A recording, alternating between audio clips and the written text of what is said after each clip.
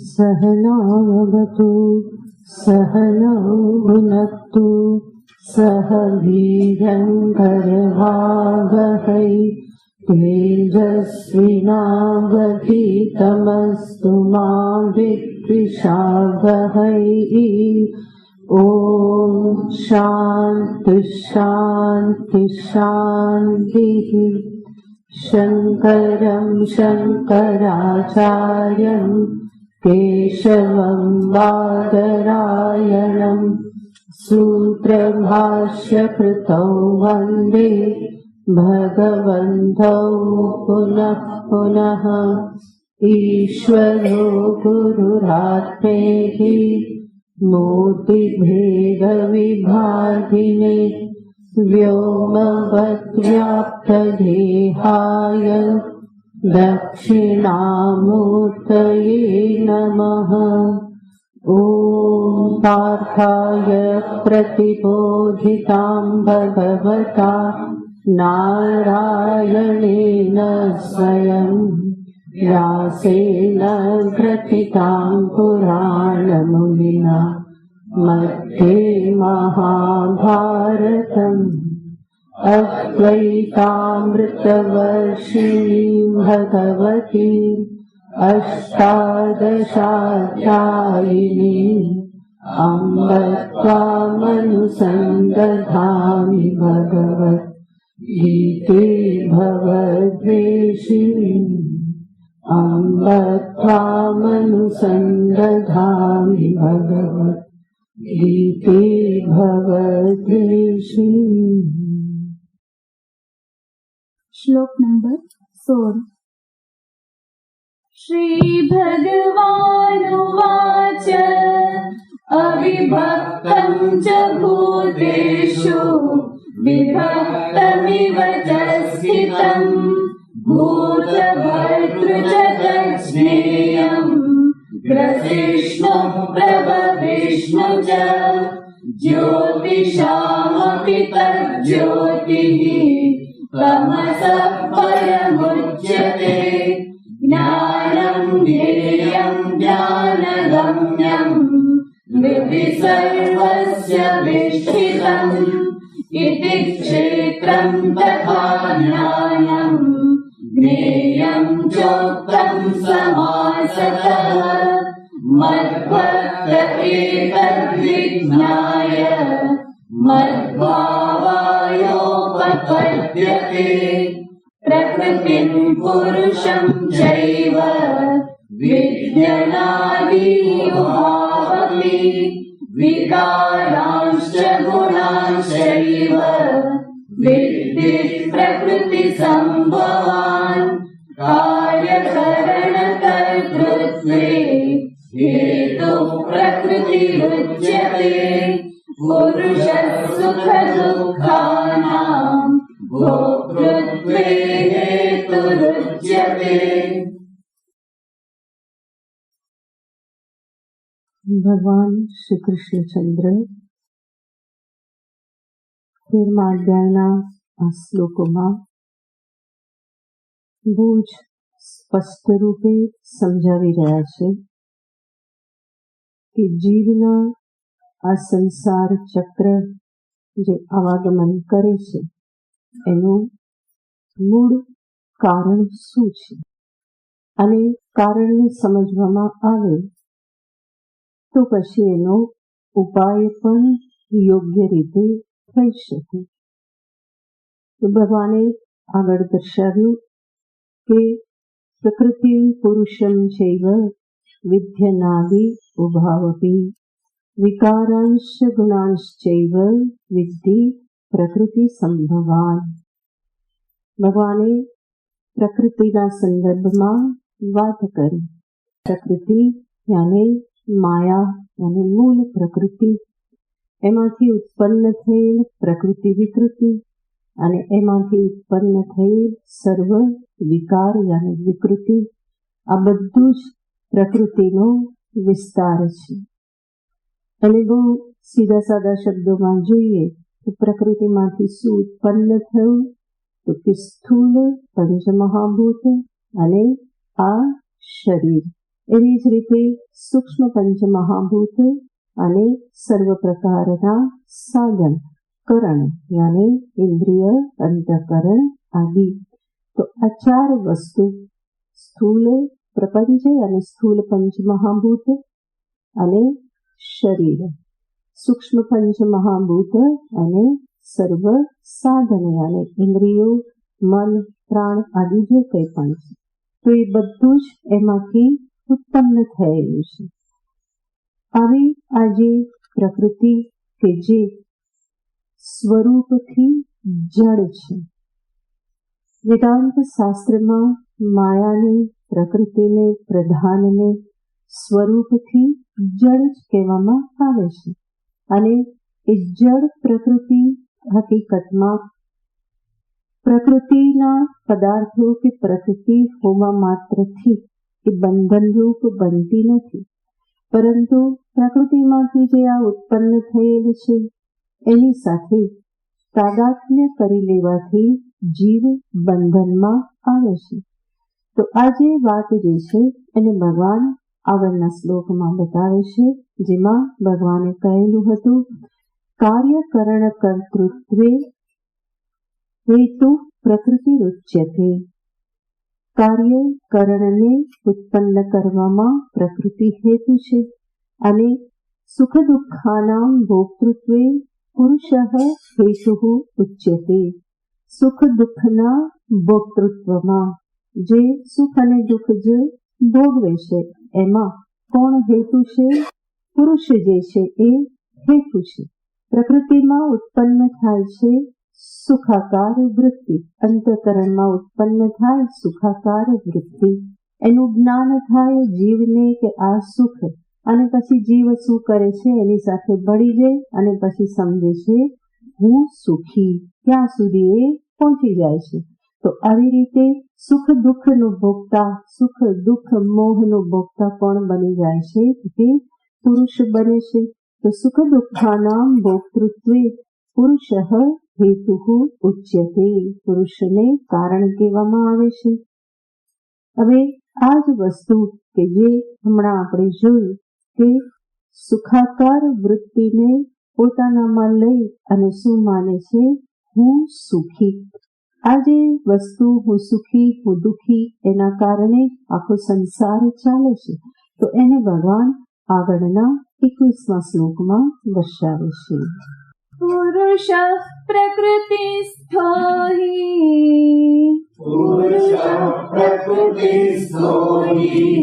ભુંક્તે પ્રકૃતિજાન ગુણાન કારણં ગુણસંગોસ્ય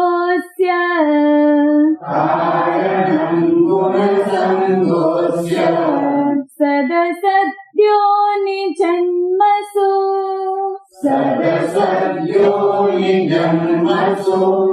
પુરુષ પ્રકૃતિસ્થો હિ ભુંક્તે પ્રકૃતિજાન ગુણાન કારણં ગુણસંગોસ્ય સદસદ્યો નિજન્મસુ. પુરુષ પ્રકૃતિસ્થ હિ પ્રકૃતિજાન ગુણાન ભુંક્તે.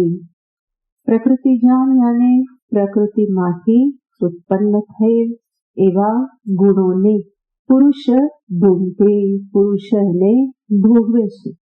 કેવી રીતે ભોગવે છે? પ્રકૃતિસ્થ, પ્રકૃતિમાં સ્થિત રહીને, યાને આ દેહાદિમાં સ્થિત રહી અને જીવ જે છે આ પ્રકૃતિમાંથી ઉત્પન્ન થતા ગુણ જે છે એને એ ભોગવે છે. અને કહેશે અસ્ય ગુણસંગઃ સદસદ્યોનિ જન્મસુ કારણમ.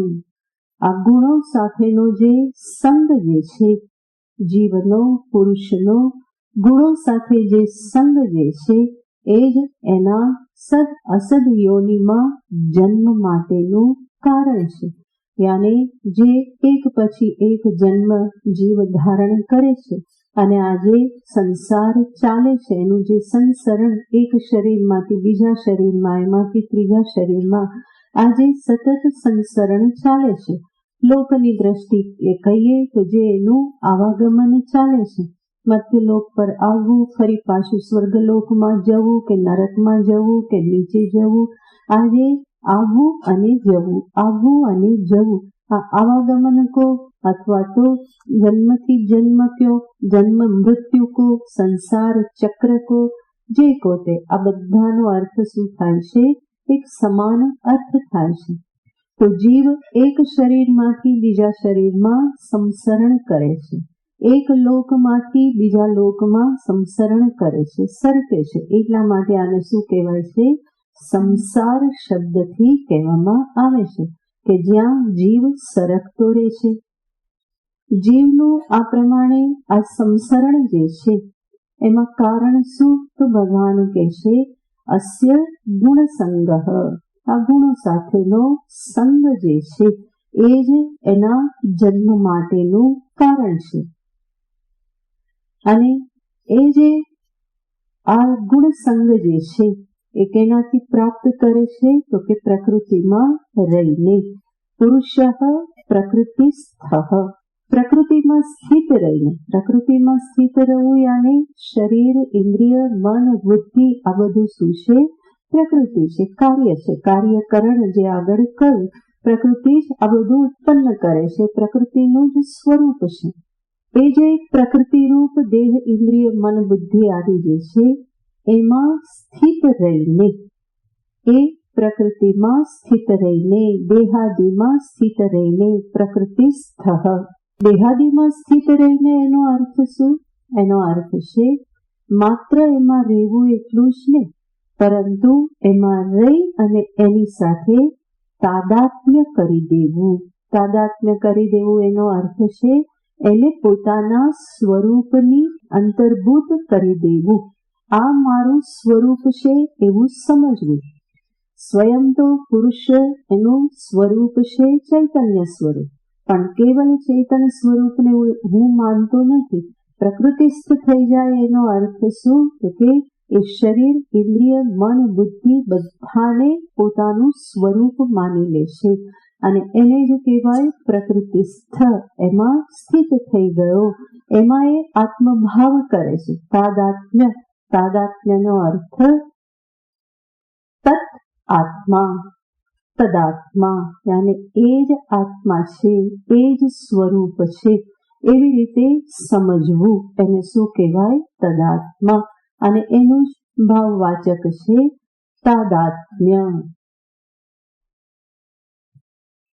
પ્રકૃતિસ્થ, પ્રકૃતિમાં સ્થિત હોવું, રહેવું એનો અર્થ છે એની સાથે તાદાત્મ્ય કરી દેવું. એમ તો જ્ઞાની જે છે એ પણ દેહમાં રહે છે, જ્યાં સુધી પ્રારબ્ધ છે ત્યાં સુધી એ પ્રકૃતિસ્થ છે, પણ એનું પ્રકૃતિમાં હોવું એ અજ્ઞાનીના હોવા જેવું નથી. અજ્ઞાનીને માટે અહીંયા કહે છે કે પ્રકૃતિસ્થ હોવું એનો અર્થ એની સાથે તાદાત્મ્ય કરી દેવું, એમાં હુંપણું કરવું. જે પ્રકૃતિ પ્રકૃતિ રૂપ છે એ પ્રમાણે ન સમજતા એને અહમ રૂપે સમજી લેવામાં આવે કે આ હું છું, તો એને શું કહેવાય? તો કે પ્રકૃતિસ્થ થયો કહેવાય. તો પુરુષ પ્રકૃતિસ્થો હિ, અને સાચે જ, કારણ કે જે પણ અર્થ લો. પ્રકૃતિ જ્ઞાન ગુણાન ભૂંતે, એ દેહમાં સ્થિત રહી અને દેહમાં જે પ્રકૃતિ રૂપ જ છે એમાં ઉત્પન્ન થતા ગુણોને એ ભોગવે છે. આજે ચૈતન્ય અને પ્રકૃતિ, પુરુષનું સ્વરૂપ તો ચૈતન્ય સ્વરૂપ જ છે, પરંતુ એ ભાન ન હોવાથી શું થાય છે? તો કે દેહાદિની સાથે મળી જવાય છે. હવે આ જે સંબંધ થાય છે જડ ચેતનનો કે પછી પ્રકૃતિ અને પુરુષ જે એક થઈ જાય છે, એની પાછળનું કારણ કેવળ અવિદ્યા જ છે, અજ્ઞાન જ છે. પોતાના સાચા સ્વરૂપનું અજ્ઞાન છે. એ ન સમજવાથી શું કરી લેશે? શરીરને પોતાનું ગણે, શરીર આદિના ધર્મોને પણ પોતાના ગણે, એના વિકારને પણ પોતાના ગણે. શરીર જાડું તો હું જાડો, શરીર રોગી તો હું રોગી, અને શરીર ગોરું તો હું ગોરું, શરીર ચાલ્યું તો હું ચાલ્યો. આવી રીતે શરીરના ધર્મોને પોતાનામાં જુએ અને પોતાનું ચેતન સ્વરૂપ છે એને ફરી ક્યાં આરોપિત કરી દે છે? શરીર આદિમાં આરોપિત કરે છે. હમણાં આપણે જોયું કે પ્રકૃતિ જળ છે, શરીર, ઇન્દ્રિય, મન આ બધું જળ છે, પણ એ બધાને કેવું સમજે છે? ચેતન સમજે છે. તો અન્યોન્ય ધર્માન અધ્યસ્ય, ભગવાન શંકરાચાર્યજી કહે છે, એકબીજાના ધર્મોને એકબીજામાં અધ્યાસ કરીને શરીર આદિનું પરિચ્છિન્નત્વ ચેતનમાં આરોપિત કરે અને ચેતનનું ચેતનત્વ જડ શરીર પર આરોપિત કરે. તો જડ શરીર કેવું જણાવવા લાગે છે? ચેતન બનતું, ઇન્દ્રિય, મન બધું ચેતન બનતું જણાય છે. અને જણાય તો જરૂર છે, પણ એને માની કેવું લે છે? એવું છે એમ જ માની લે છે. હકીકતમાં એ ચેતન નથી, એનું પોતાનું ચેતનત્વ નથી. ચૈતન્ય તો કેવલ એક જ છે, પણ એ જ બધું પ્રતિબિંબિત ચૈતન્યના આધારે બધું ફરી પાછું સંક્રમિત થઈ અને બધું ચેતન બનતું ભાસે છે. તો હકીકતમાં તો જડ છે, પણ એને કેવું માની લેવામાં આવે છે? કે ચેતન માની લેવામાં આવે છે. તો શરીર આદિનું જે પરિચ્છિન્નત્વ છે એ ક્યાં આવી જશે? હું ચેતન, પણ હું કેટલો? આટલો જ છું. હું ચેતન, પણ હું કેવો? હું સુખી, હું દુઃખી, હું મોહિત, હું આસક્ત, હું ક્રોધી, હું કામી, હું ભૂખ્યો, હું તરસ્યો, હું અંધ, હું બહેરો. આ બધું જ ક્યાં આવી જાય છે? હુંની ઉપર આવી જાય છે. તો પ્રકૃતિના સર્વ વિકાર અને ગુણો જે છે એનો સંબંધ પોતાની સાથે એ કરી લે છે, જેના પરિણામે પ્રકૃતિમાં જે કંઈ પણ થાય છે, શરીર આદિમાં જે કંઈ પણ થાય છે, એ બધાને એ ક્યાં લઈ લે છે? પોતાના ઉપર લે છે. એટલા માટે પ્રકૃતિમાં જે કર્તૃત્વ છે તો એ પોતાને શું સમજે છે? કર્તા સમજે છે. એમાં જે કંઈ પણ સુખ, દુઃખ, મોહ ઉત્પન્ન થયા તો એનો હું સુખી, હું દુઃખી એ પ્રમાણે પોતાને એનો ભોગતા સમજે છે. જ્યાં સુધી પ્રકૃતિને અને પ્રકૃતિના ગુણોને એ જ રીતે સમજે છે તો ત્યાં સુધી વાંધો નથી. પણ થાય છે શું? ભગવાન કહેશે પ્રકૃતિ સ્થહિ પ્રકૃતિજાન ગુણાન ભૂંકે. એનો એ ભોગ કરે છે. ભોગ કરે છે એનો અર્થ શું? એને એ પોતાના સમજી અને એને અનુરૂપ પરિપાછો એ વ્યવહાર કરે છે. જેને પણ હું તરીકે સમજવામાં આવે એ હુંની જે સમજદારી હોય એના આધારે પરિપાછો વ્યવહાર પણ એવો જ થવાનો છે. હું સુખી તો એ સુખને જાળવવા માટે પ્રયત્ન, હું દુઃખી તો એ દુઃખને દૂર કરવા માટે પ્રયત્ન. આ સતત ચાલ્યા કરવાનું છે. તો પ્રકૃતિ જાન ગુણાન પ્રકૃતિ સ્થહ ભૂમતે. આવી રીતે દેહાદિમાં સ્થિત રહી અને એ આ બધા ગુણોને ભોગવે છે. સાથે સાથે ભગવાન કહેશે કે પ્રકૃતિસ્થ રહી અને ફરી શું કરે છે? ગુણો ભોગવે છે. એનો અર્થ એ ગુણોની સાથે એ સંગ કરે છે, યાને એને પોતાના માને છે. પ્રકૃતિના 3 ગુણો ગઈ વખતે આપણે જોયેલું હતું, સત્વગુણ, રજોગુણ, તમોગુણ. સત્વગુણ જ્યારે પ્રધાન ત્યારે સુખ છે, રજોગુણ પ્રધાન ત્યારે કષ્ટ છે અને તમોગુણ પ્રધાન ત્યારે મોહ છે. તો સત્વ, રજસ, તમસના આધારે એનું પરિણામ જે પ્રાપ્ત થાય છે કેવું છે? તો કે સુખ, દુઃખ અને મોહાત્મક પરિણામ છે. હવે જીવ જ્યારે જીવ કો કે પુરુષ કો, અજ્ઞાની છે તો એ કોણ છે? જીવ છે. અને જાણી ગયો પોતાના પુરુષ સ્વરૂપને તો એને એ કેવલ પુરુષ સ્વરૂપ છે. પુરુષનો બંને રીતે અહીંયા અર્થ લઈ શકાય. કઈ દ્રષ્ટિથી એનો પ્રયોગ કરો છો? તો જ્યારે પોતાને આ પ્રમાણે સુખી દુઃખી માની લેવામાં આવે તો એને અનુરૂપ વ્યવહાર થવાનો જ છે. સુખનો અનુભવ થયો અને હું સુખી એવું માન્યું તો ફરી પાછો એ સુખનો અનુભવ મેળવવા માટે પ્રવૃત્તિ થશે. હું દુઃખી માન્યો તો દુઃખને ટાળવા માટે, એનાથી દૂર રહેવા માટે ફરી પાછી પ્રવૃત્તિ કે નિવૃત્તિ થયા કરશે. તો આ પોતાનામાં સુખીનું અભિમાન, દુઃખીત્વનું અભિમાન કે મોહપણાનું અભિમાન અથવા તો આ ત્રણેય ગુણો કે જે અલગ અલગ સ્વરૂપે પ્રાપ્ત થાય છે એને ભોગવવાનું અભિમાન યાને ભોક્તૃત્વ.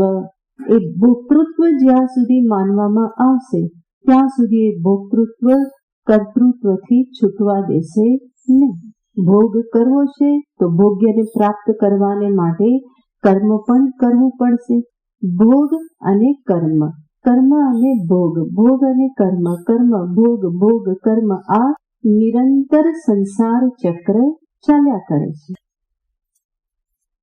પંચદશીકારકે કુર્વતે કર્મ ભોગાય, પછી કર્મ કર્તુમ ચ ભુંજતે, વ્રજંતો જન્મનો જન્મ લભંતે નૈવ નિવૃત્તિમ.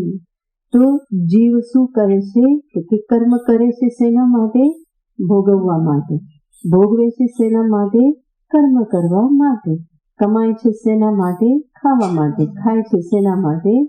કમાવા માટે. આપણને જલ્દી સમજાય જાય એટલા માટે. બરાબર. તો આ નિરંતર ચાલ્યા કરે છે, કામ કરે છે, ભોગ્ય પદાર્થ મેળવે છે, ભોગવે છે. એ અનુભવથી ફરી પાછી મેળવવાની ઈચ્છા થાય એટલા માટે ફરી કર્મ કરે, કર્મ કરે, ફરી ભોગ ભોગવે, ભોગથી સુખ થાય, ફરી એના સંસ્કાર પણ રહે, એ ફરી પાછા ભોગ માટે પ્રવૃત્ત કરે. તો કર્મ ભોગ કર્મ ભોગ કે જેના મૂળમાં છે કર્તૃત્વ અભિમાન, ભોક્તૃત્વ અભિમાન. તો આ કર્તૃત્વ ભોક્તૃત્વ એ જ શું છે? સંસાર છે. એને જ ભગવાન અહીંયા કહી રહેલા છે. કર્તૃત્વ ભોક્તૃત્વ લક્ષણ સંસાર. આ જ સંસારનું સ્વરૂપ છે. કરો ભોગવો, કરો ભોગવો, કરો ભોગવો.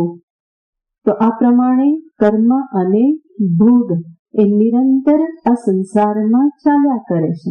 પ્રકૃતિમાં કર્તૃત્વ રહેલું છે અને એવી પ્રકૃતિની સાથે તાદાત્મ્ય કરવાથી એના જે ગુણ અને વિકાર જે છે એનો પણ ભોગતા પુરુષ બને છે.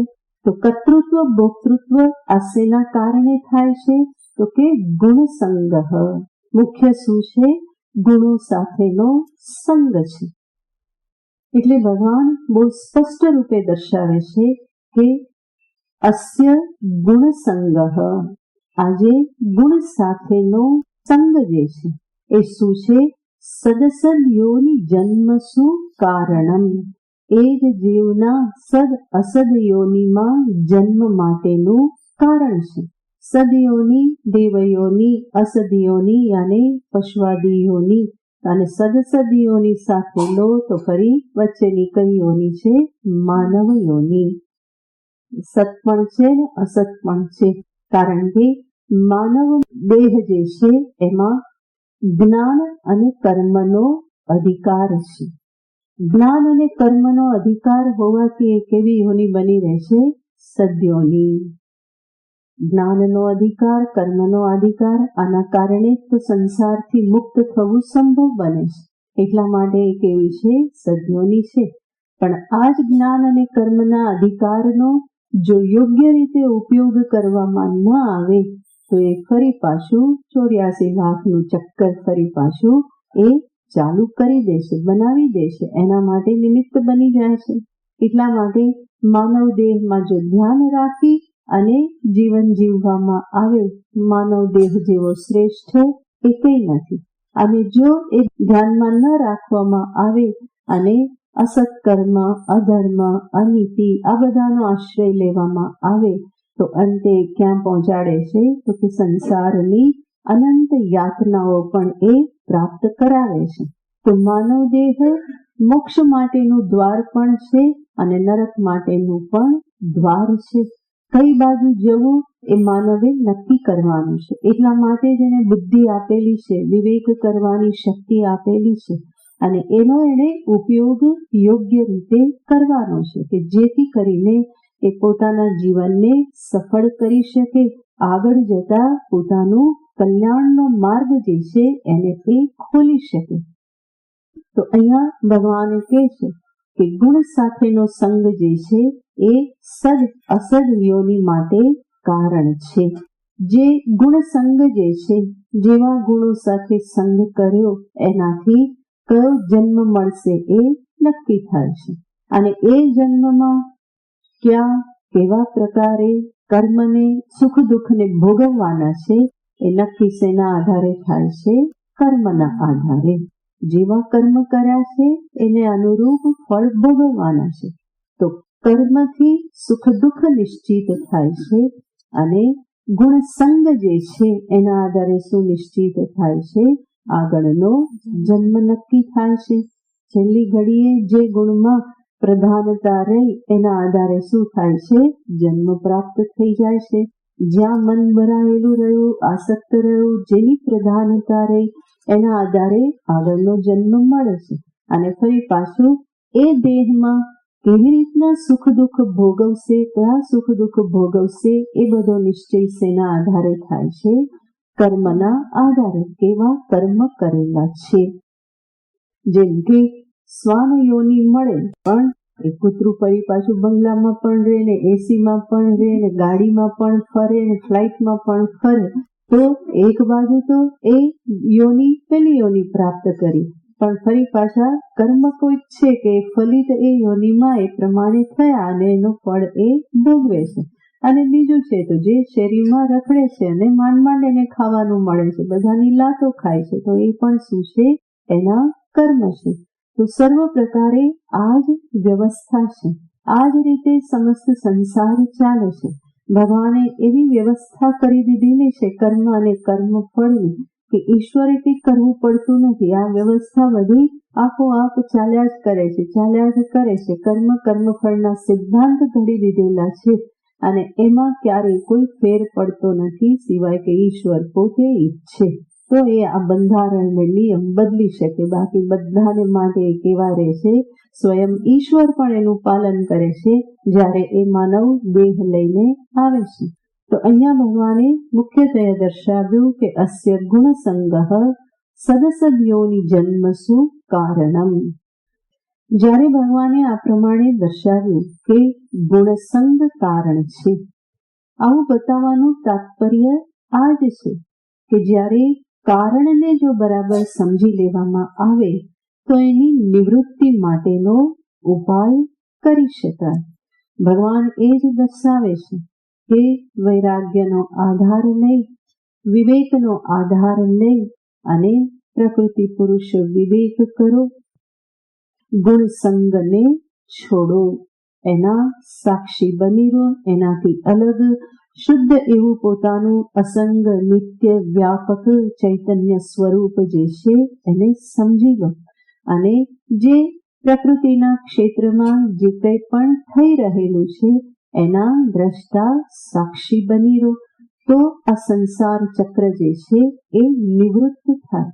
નહીં તો એને તો પેટ્રોલ અને ગતિ મળતા જ રહેવાના છે અને એ ચાલુ જ રહેશે. જ્યાં સુધી આને છૂટા કરવામાં ન આવે અને પોતાનું અસંગ સ્વરૂપ સમજવામાં ન આવે તો ગુણ સંગ જન્મ ઉપર જન્મ એ પ્રાપ્ત કરાવવાનું જ છે. તો ભગવાન જ્યારે અહીંયા કહે છે તો એનો અર્થ છે આને સમજી વિવેક કરી ગુણ સંગને છોડી અને સંસાર ચક્રને સમાપ્ત કરો. આ જ અવસર છે, માનવ જન્મ જ અવસર છે.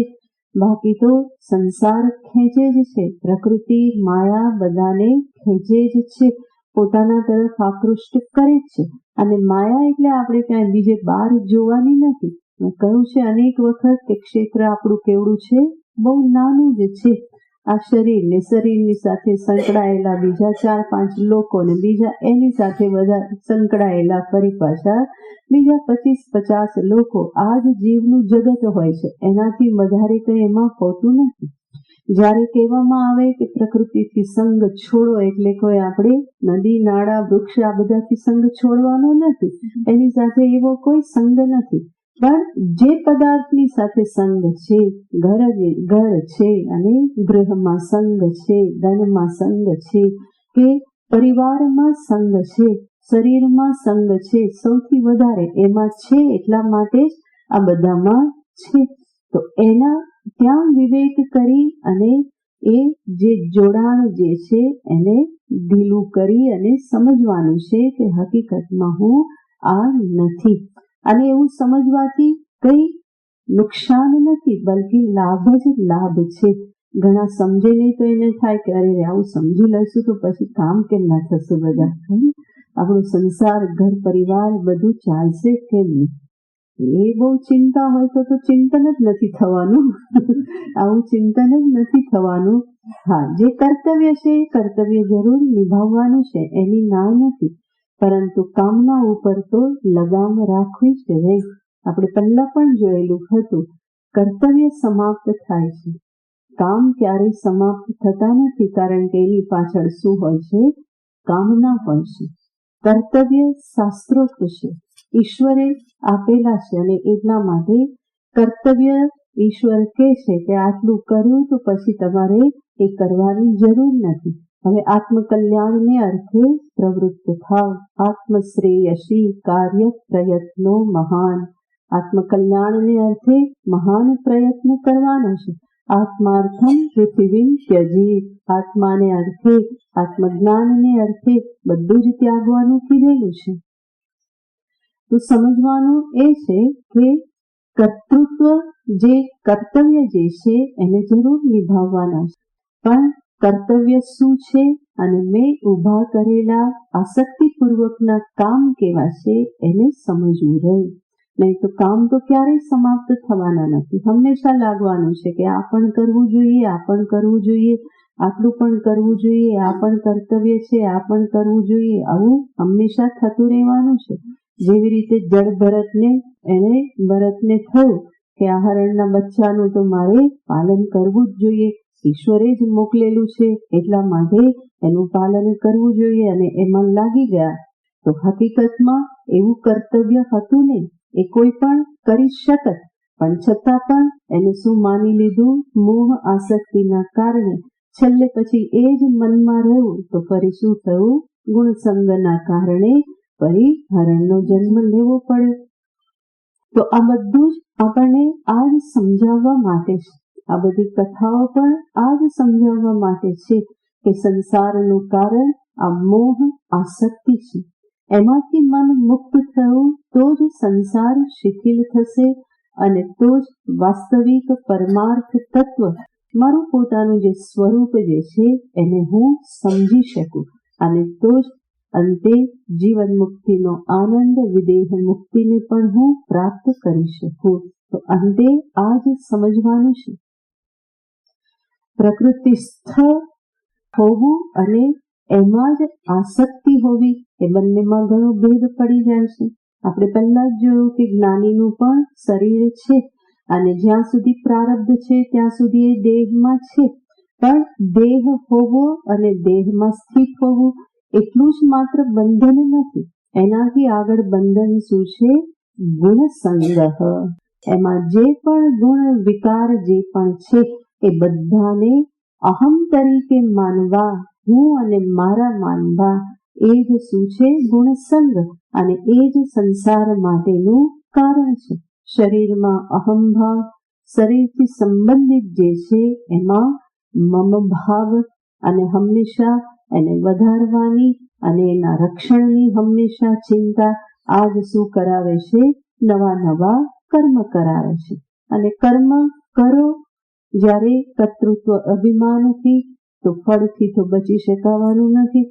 ફળી એ ભોગવવા માટે નવા નવા દેહ ધારણ કરવા જ પડે.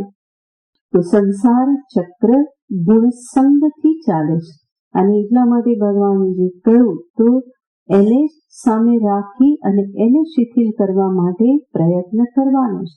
આ ગુણસંગ છે એ જ ફરી જીવનમાં નવી નવી ઈચ્છાઓ, આગ્રહો, જીદ, આ બધું ફરી પાછું એ જીવનમાં એના થકી જ પ્રાપ્ત થાય છે. અપેક્ષાઓ બધી એનાથી જ રહેશે કે જે અપેક્ષાઓના કારણે ફરી દુઃખી થવાનું રહેશે. તો કામનાઓ, અપેક્ષાઓ, બધા જ પૂર્વગ્રહો, દુરાગ્રહો, જીદ, આસક્તિ, આ બધું જ શેના કારણે છે? ગુણસંગના કારણે. ગુણસંગ શબ્દને બરાબર સમજવાનો. પ્રકૃતિગત જે આ શરીર અને ઇન્દ્રિય, મન, બુદ્ધિ, એ બધું અને એમાં ઉત્પન્ન થતા વિકાર કે ધર્મ, આ બધાની સાથેનો સંગ. તો ગુણસંગ. જે પ્રકૃતિથી જ ઉત્પન્ન થાય છે. સુખ દુઃખ મોહ એ બધાની સાથેનો સંગ. ખાલી સુખાકાર વૃત્તિ કે દુઃખાકાર વૃત્તિ એ કોઈ સમસ્યા નથી. જ્ઞાનીને પણ સુખ અને દુઃખનું ભાન થાય છે. જ્ઞાન થવાથી જ્ઞાની કોઈ જડ થઈ જતા નથી કે પથ્થર જેવા થઈ જતા નથી કે એને કંઈ ભાન ના થાય. એનું પણ અંતઃકરણ છે જ, મન છે જ, અને એટલે તત્તદાકાર વૃત્તિ તો ઉત્પન્ન થવાની જ છે. દેહ છે, દેહનું પ્રારબ્ધ છે, નિમિત્ત પણ પ્રાપ્ત થવાના છે. સુખ દુઃખના નિમિત્ત વિષયો, જે પણ વિભિન્ન પરિસ્થિતિઓ, એ બધું જ એના જીવનમાં આવે છે. તો નિમિત્ત પણ છે. એ નિમિત્તને લઈ અને જ્ઞાનીના અંતરમાં પણ સુખાકાર દુઃખાકાર વૃત્તિ ઉત્પન્ન થાય છે. અને એનાથી ત્રીજું જે છે કે વૃત્તિ ઉત્પન્ન થઈ તો એની સાથે તાદાત્મ્ય કરી અને સમજવામાં આવે છે હું સુખી, હું દુઃખી, જે અજ્ઞાની સમજે છે. પણ જ્ઞાની એવું તાદાત્મ્ય કરતા નથી. સુખાકાર વૃત્તિ કે દુઃખાકાર વૃત્તિ જે કંઈ પણ, જે આ ગુણ કે ભોગ જે છે, ગુણ કે વિકાર જે છે, એની સાથે એકાકાર થતા નથી. એટલા માટે શરીરમાં કઈ રોગ આવ્યો તો એ નાસીપાસ થતા નથી. જે વિવેકી નથી, અજ્ઞાની નથી, તો એને થઈ જાય છે કે હા શું થઈ ગયું, જાણે કે જીવન ખતમ થઈ ગયું. પણ જ્ઞાનીને માટે એવું નથી. દેહ છે, દેહમાં રોગ આવ્યો તો આવ્યો, એનો ઉપાય કરવાનો છે તો ઉપાય કરે છે. અને ડોક્ટર કે આનો કોઈ ઉપાય નથી તો પણ શું કે હરી નથી તો નથી, બીજું શું. એનાથી એ દુઃખી નથી થતો કે અરે રે હવે શું થશે. જીવન મરણ એના માટે બહુ મહત્વના નથી રહ્યા, કારણ કે સ્વયં જાણે છે કે આત્મ સ્વરૂપ જન્મ મરણથી મુક્ત છે. એનો જન્મ પણ નથી અને મૃત્યુ પણ નથી. અને એટલા માટે આ બધું એના માટે કોઈ દુઃખદ હોતું નથી. આ જરૂર દુઃખનો અનુભવ કરે છે, પણ એની સાથે એ એકાકાર થતો નથી. એના શરીરમાં પણ રોગ આવે. અનેક એવા મહાપુરુષો છે કે જેના શરીરમાં કેન્સર થયું અને ઘણી બધી પીડા હોય છે, પણ એ પીડા એમને રોકકળ કરાવતી નથી કે હેરાન પરેશાન કરી દેતી નથી. જરૂર પીડાનો અનુભવ થાય છે, કષ્ટ છે, દુઃખ છે, પણ એ દુઃખથી એ સ્વયં દુઃખી થતા નથી. એવું વિચારતા નથી કે અરે રે મારા માટે જ આવું કેમ થયું, ભગવાને મારી સાથે આવું કેમ કર્યું, એ વાતે કયા મેં કર્મ કર્યા હશે કે આવું મારે ભોગવવું પડે. આવા બધા વિચાર જ્ઞાનીને આવતા નથી, કારણ કે એ જાણે છે હું આનાથી અસંગ છું, મુક્ત છું, મારા કોઈ કર્મ નથી. જે થયા તે દેહથી થયા તો દેહને ભોગવવાનું છે. હું સુખી કે દુઃખી નથી. તો આ જ તો વિવેક છે. પ્રકૃતિ પુરુષ વિવેક છે અને એ વિવેક કરવાનો છે. ગુણથી સંગને છોડવાનો છે. ભગવાને એ જ અહીંયા દર્શાવ્યું. ગુણ સંગને સંસારનું કારણ કહી અને ભગવાન કહે છે કે આ ગુણ સંગને છોડવાનો છે. એનાથી જ સંસાર સમાપ્ત થાય. તો આ રીતે આ શ્લોકમાં ભગવાને સ્પષ્ટ રૂપે દર્શાવ્યું સંસારનું કારણ. ફરી આ વિવેક કરતા રહેવાનું છે, કારણ કે સાથે જ રહેવાનો અભ્યાસ એટલો બધો છે. દેહ ઇન્દ્રિય મન આદિને પોતાના જ માનવાનો અભ્યાસ એટલો બધો દ્રઢ છે કે સજાગ રહેવામાં ન આવે તો તરત જ એ હાવી થઈ જાય છે. તરત જ એમ લાગે કે અરે રે આ બધું મારામાં છે. અને આ બધું આવ્યું એ શું છે તો કે કોઈ કર્મનું પરિણામ છે, ભોગવવાનું છે. કર્મનું પરિણામ છે એનો અર્થ હું કરતા છું, ભોગવવાનું છે એનો અર્થ હું ભોગતા છું. તો ફરી પાછું કર્તૃત્વ અને ભોક્તૃત્વ જે છે એ પકડી લે છે. અને એ જ કર્તૃત્વ ભોક્તૃત્વ શું બની રહેશે? સંસારનું કારણ બની રહેશે. સામાન્ય નથી, આ બહુ જ ઉચ્ચ કોટીની વાત છે. વેદાંતનું પરમ જ્ઞાન છે જે ભગવાને આ 13મા અધ્યાયમાં આપેલું છે કે આ જ સંસારનું કારણ છે. ને આવી જ રીતે જીવ કે જે વસ્તુતઃ નિત્ય શુદ્ધ બુદ્ધ મુક્ત સ્વભાવ છે અને છતાં પણ પોતાને શું માની લે છે? સંસારી માને છે. સુખ દુઃખનો ભોગ એને જ સંસાર કહેવાય છે. અને એ ભોગને જે પોતાનું માને એ જ શું બની રહેશે? સંસારી બની રહેશે. સંસારીપણું ક્યાંય બહાર નથી કે પછી પોતાનો પરિવાર હોવો, ઘર હોવું એ સંસારીપણું નથી. સામાન્ય રીતે ગૃહસ્થ શું સમજે? અમે તો સંસારી. પણ ગૃહસ્થ હોવું એ સંસારી નથી. ઘર, પરિવાર, બાળકો હોવા એ કોઈ સંસાર નથી. સંસારીપણું ક્યાં રહેલું છે? સમજદારીમાં રહેલું છે. હું સંસારી. એ સમજદારીને જ સુધારવાની છે. જે હકીકતમાં સમજદારી નથી, જે ગેરસમજણ છે, એ ગેરસમજણને જ વિવેક કરી અને સુધારવાની છે. અને એ ગેરસમજણ જો ભગવા કપડા ધારણ કરીને રહેલી હોય તો એ પણ કોણ કહેવાય? સંસારી કહેવાય. અને એ ગ્રસ્ત જીવનમાં પણ જો એ સમજણ પ્રાપ્ત કરી લીધી તો એ પણ કોણ કહેવાય? સાધુ કહેવાય, તત્વજ્ઞાની કહેવાય. તો તત્વજ્ઞાની થવાને માટે, જ્ઞાન પ્રાપ્ત કરવાને માટે ભગવા અનિવાર્ય નથી, પણ અનિવાર્ય શું છે? પ્રકૃતિ, પુરુષ, વિવેક. આ અનિવાર્ય છે. પછી સંન્યાસી થઈને કરો કે ગ્રસ્ત થઈને કરો, એના માટેનો કોઈ વિકલ્પ છે નહીં. એ તો કરવું જ પડે. અને તો જ ગુણસંગ છૂટે અને તો જ સંસાર ચક્ર પણ શાંત થાય. એના વગર એ થવાનું નથી. ભગવાને અહીંયા જે કહ્યું પ્રકૃતિ, પુરુષ, વિવેક, તો હવે આગળના શ્લોકમાં ભગવાન દર્શાવે છે કે હકીકતમાં પુરુષ જે કહેવામાં આવે, આત્મા પુરુષ, એનું સ્વરૂપ શું છે? તો એને દર્શાવતા ભગવાન આગળના શ્લોકમાં કહે છે, ઉપદ્રષ્ટાનુમંતા ચ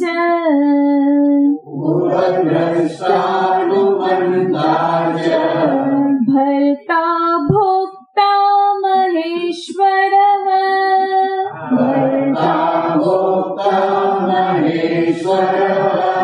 પરમાત્મેતિ ચાપ્યુક્તો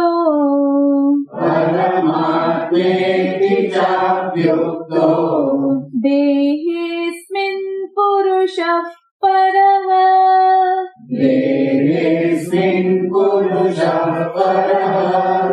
ઉપદ્રષ્ટાનુમંતા ચ ભર્તા ભોક્તા મહેશ્વરઃ પરમાત્મેતિ ચાપ્યુક્તો દેહેસ્મિન પુરુષઃ પરઃ. આત્મ સ્વરૂપ શું છે?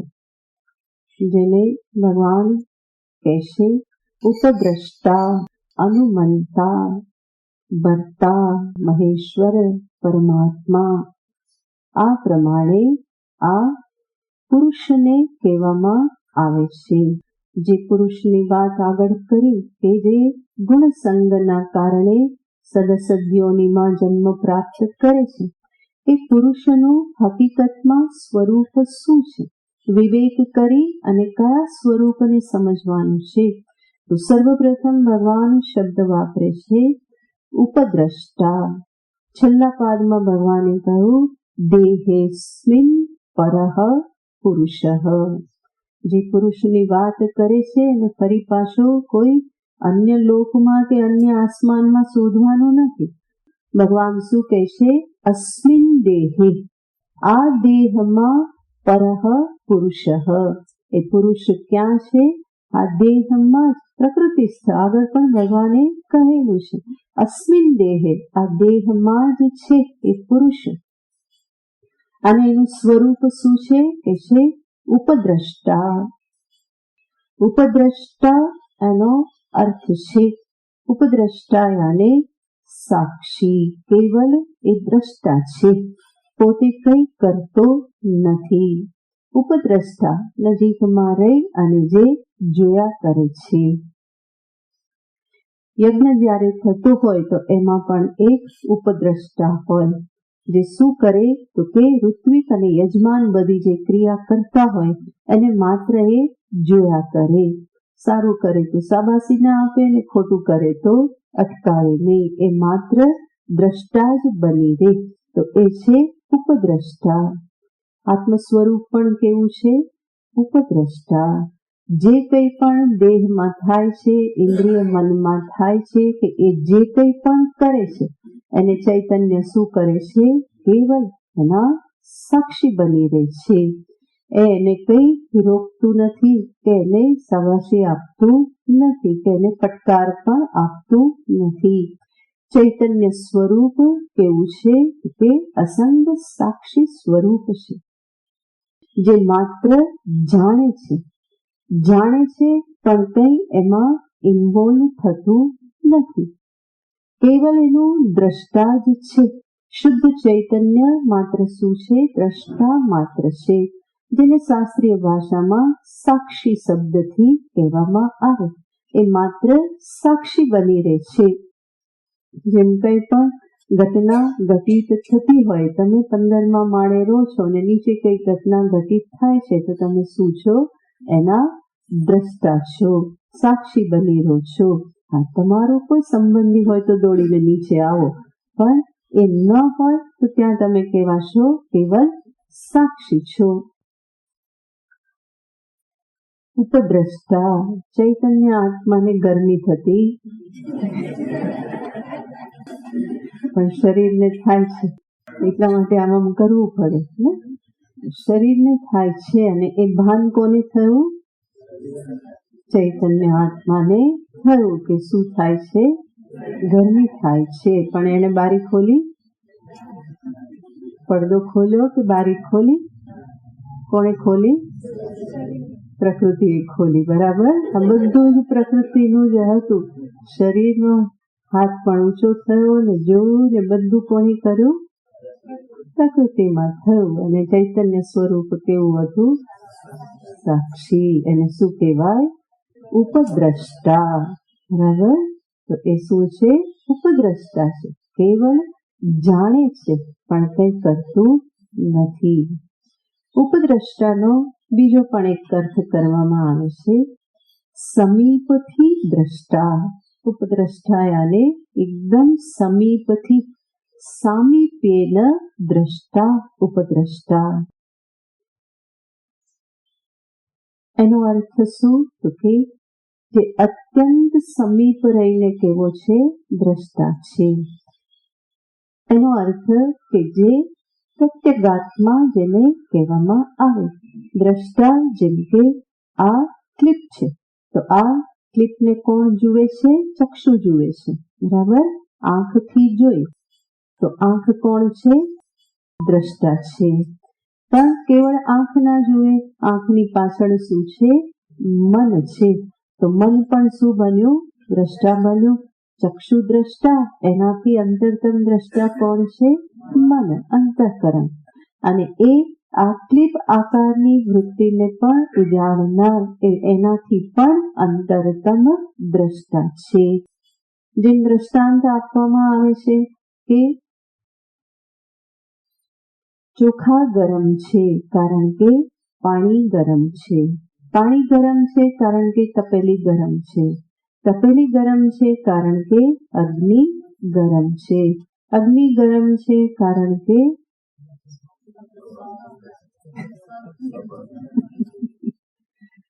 પોતે છે, સ્વરૂપ જ છે. તો અગ્નિનું ગરમ હોવું એ કેવું કહેવાય? તો કે સૌથી સામીપ્યેન ગરમી છે. એ પોતાની જ ગરમી છે. બરાબર. સ્વરૂપ જ છે. તો એને કહેવાય એ સૌથી સામીપ્યેન કેવું છે? તો કે ઉષ્ણ છે, ગરમ છે, પ્રકાશક છે. બીજા બધાનું ગરમ હોવું કેવું છે? તો કે બીજાના પર આધારિત છે. એવી જ રીતે ચૈતન્ય સ્વરૂપ જે છે એ મૂળભૂત જાણનાર સાક્ષી દ્રષ્ટા છે.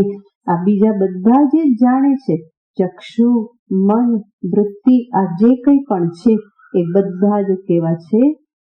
કે દૂર રહીને દ્રષ્ટા છે. પણ મૂળભૂત સામીપ્યન દ્રષ્ટા કોણ છે? પ્રત્યેગાત્મા. ચેતન આત્મા માત્ર જ, પ્રત્યેગાત્મા જ માત્ર ઉપદ્રષ્ટા છે. બીજો શબ્દ વાપરે છે, આત્મા કેવો છે? અનુમંતા. અનુમંતા એનો અર્થ છે અનુમતિ આપનાર. અનુમતિ આપનાર એનો અર્થ ફરી પાછો એવો નહીં કે દરેક વખતે આત્મા સાઇન કરે છે ને ફાઇલ આગળ જાય છે અનુમતિ આપે છે એવું નહીં. પણ અનુમતિ હોવી એનો અર્થ શું? જે કંઈ પણ છે એમાં એનો સંતોષ છે, કોઈ વિરોધ નથી. આત્મ સ્વરૂપ હંમેશા કેવું છે કે શરીર જે કંઈ પણ કરે, મન જે કંઈ પણ કરે એમાં એ શું કરે છે? અનુમતિ આપે છે. કોઈને અટકાવતું નથી, કોઈનો વિરોધ કરતું નથી. તો શુદ્ધ ચૈતન્ય આત્મ સ્વરૂપ એ હંમેશા અનુમંતા છે. બરાબર, ઓકે, કોઈ વિરોધ નથી કે કંઈ અટકાવવાનું નથી. જે થાય છે એમાં એનું શું છે? અનુમતિ, સંતોષ છે. આ જે સ્વરૂપ જે છે એને લઈ અને સાધકોને ઘણી સાધના બતાવવામાં આવે છે. અનુમંતા સ્વરૂપને યાદ રાખી અને જીવનમાંથી વિરોધને દૂર કરવો. રાગ, દ્વેષ, હઠ, જીદ આ બધાને દૂર કરવું. કોને સામે રાખીને? આ અનુમંતા સ્વરૂપ. મોટે ભાગે આદત શું હોય છે કે કોઈ પણ ચર્ચા થતી હોય તો એમાં કૂદી પડવાનું. કંઈ લાગે હોય કે વળગે પણ કૂદી પડવાનું. ખરું, મોદીજીએ શું કરવું જોઈએ બેઠેલા બધા કે આમ કરવું જોઈએ ને આમ કરવું જોઈએ, આમ તો નહીં જ કરવું જોઈએ, આમ કરવું જોઈએ, આ વિષયમાં કંઈ બોલતા નથી ને આમ કરે છે ને તેમ કરે. આપણા કહેવાથી કંઈ થવાનું નથી, એનાથી કંઈ ફેરફાર થવાનો નથી. એના કરતા અનુમંતા બની રહો. જે થઈ રહ્યું છે બરાબર છે, પણ જીવને આદત છે કે બધામાં કૂદી પડવાનું. અને કંઈ પણ થતું હોય તો કંઈક વિરોધ દર્શાવો, કંઈક એનાથી હંમેશા વિપક્ષમાં ઉભા રહો, પોતાનો મત બતાવો, બીજાના મતનું ખંડન કરો. આ બધું એ કરતો જ રહેતો હોય. પણ જે તત્વજ્ઞાનનો જિજ્ઞાસુ છે, જેને ખરેખર આ તત્વનિષ્ઠા પ્રાપ્ત કરવી છે, એને આ હનુમંતા સ્વરૂપને હંમેશા સામે રાખવાનું હોય, જેના પરિણામે મન શાંત રહે. મનના આ બધા હઠાગ્રહો આદિ જે છે એ બધું શાંત થતું જાય અને ધીમે ધીમે હું મારા સ્વરૂપની નજીક પહોંચું. મારું મન જે છે એ સ્વરૂપને અનુરૂપ થતું જાય તો પછી એને સમજવામાં પણ આસાની થતી જાય. જીવનને અવિરોધ બનાવવાનું છે. વેદાંતિ જે છે એ હંમેશા કેવો હોય? માંડુક્ય ઉપનિષદમાં કારિકામાં કહે છે કે વેદાંત કે વેદાંત સિદ્ધાંત કે વેદાંતનો જ્ઞાની જે છે એનો ક્યારેય કોઈની સાથે વિરોધ હોતો નથી. કોઈ મતાવલંબી સાથે કે કોઈ સાધનાદિ સાથે એનો કોઈ વિરોધ નથી. એ સર્વનો સ્વીકાર કરીને એને યથાસ્થાન આપી અને એને જુએ છે. એટલા માટે વિરોધ કે નિષેધ કરતો નથી. અવિરોધ સ્વભાવ છે. એટલા માટે જ્ઞાનનું ફળ પણ કહેવામાં આવે છે કે અજ્ઞાનનું ફળ શું છે? અનાગ્રહ. બુદ્ધેર અનાગ્રહ. અનાગ્રહ એ આ જ્ઞાનનું ફળ છે. ખોટા ખોટા આગ્રહો બધા છૂટતા જાય, એ જ સાધના છે. અને એને જ પ્રગતિ સમજવી કે મારા આગ્રહો, હઠાગ્રહો, પૂર્વાગ્રહો, દુરાગ્રહો, ખોટા ખ્યાલ, જીદ, અપેક્ષાઓ આ બધું ઓછું થતું જાય તો સમજવાનું કે હું સાચા માર્ગે સાધના કરી રહેલ છું.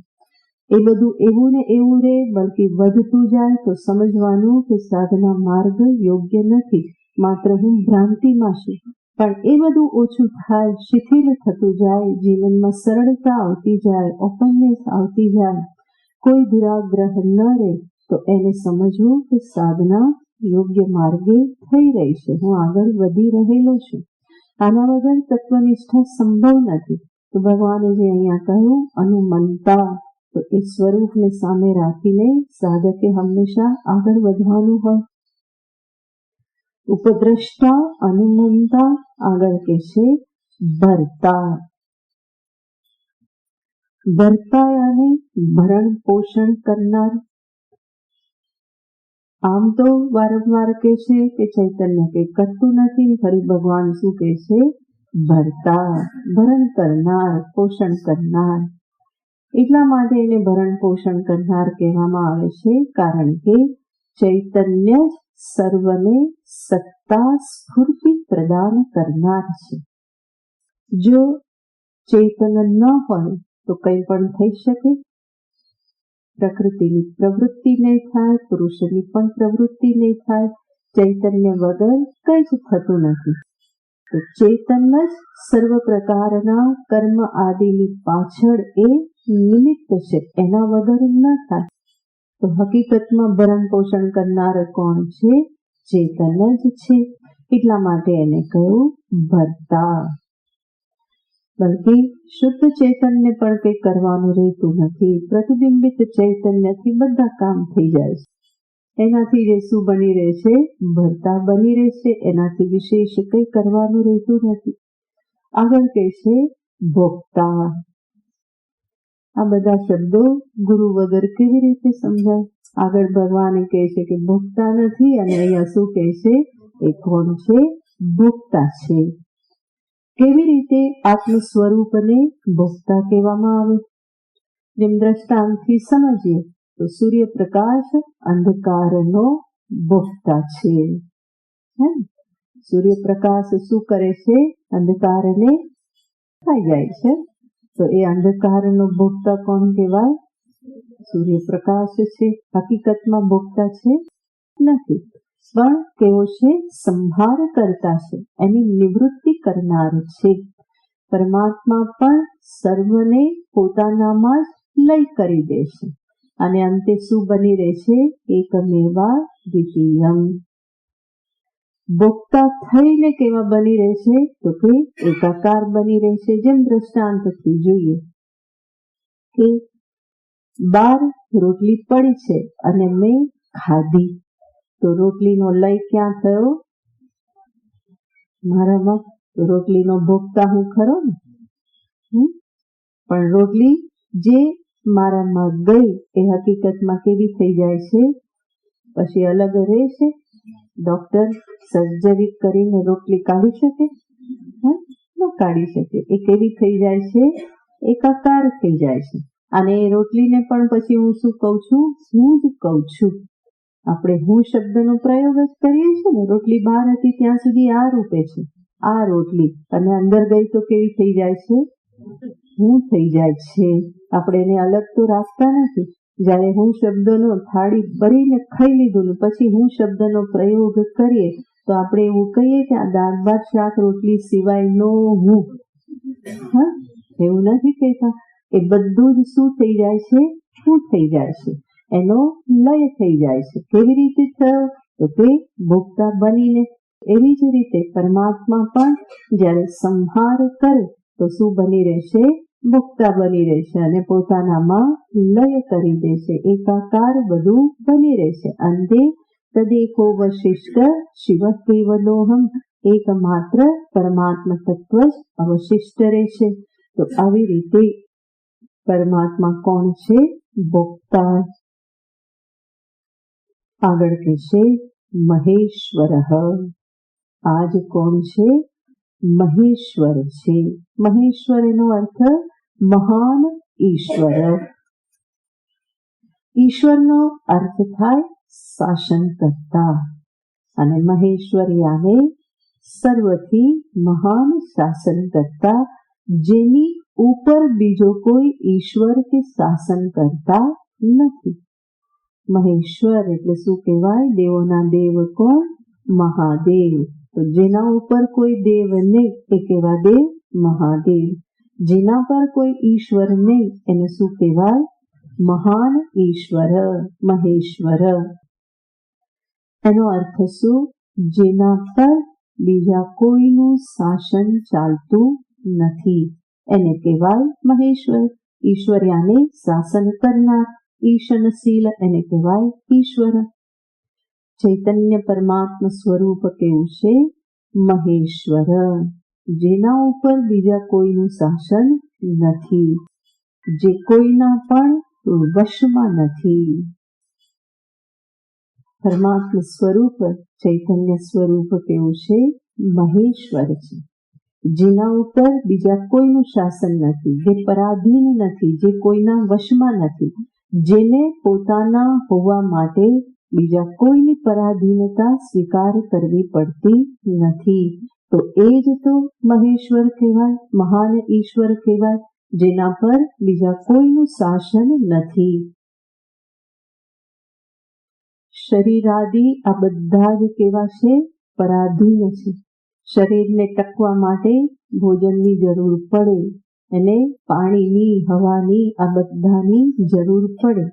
ચૈતન્યને ટકવા માટે કોની જરૂર પડે? કોઈની જરૂર પડતી નથી. ઇન્દ્રિય આદિને પણ બધી જ જરૂર પડે છે, એને પણ ખોરાક જોઈએ, મનને પણ જોઈએ, પણ ચૈતન્ય સ્વરૂપ જે છે એને કોઈની આવશ્યકતા નથી. જે પોતાના હોવા માટે, જે પોતાના હોવાપણાની સિદ્ધિને માટે બીજા કોઈ પર આધાર રાખતું નથી, એવું ચેતન આત્મ સ્વરૂપ શું છે? મહેશ્વર, જેના પર કોઈનું શાસન ચાલતું નથી.